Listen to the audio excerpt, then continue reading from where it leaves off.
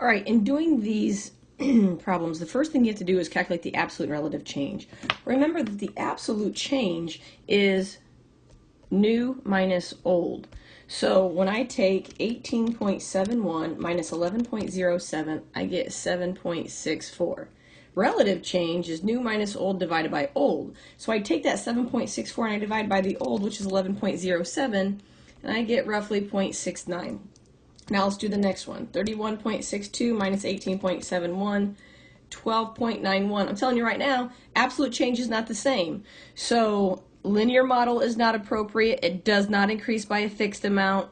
Those are definitely out.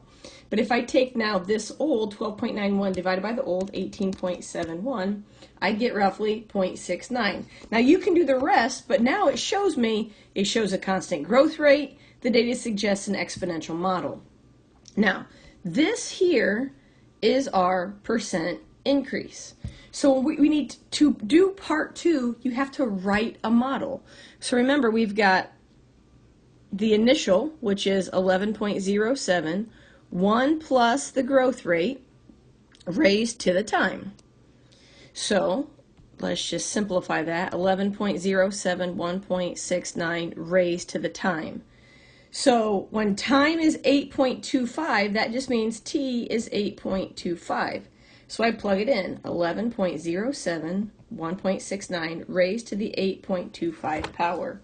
So 11.07, 1.69 in parentheses, raise that to the 8.2. Oh crap, I hit a wrong button in my calculator. I missed the 5 on the 8.25. Nearest hundredth, so I get 839.87.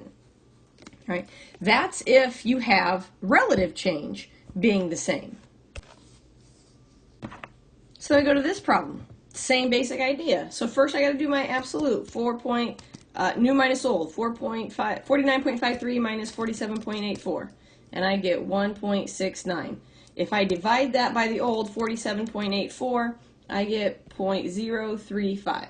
All right, let's do the next one. 51.22 minus 49.53. Oh, look, 1.69. If I divide it by the old 49.53, I get 0.034. Relative change is not the same.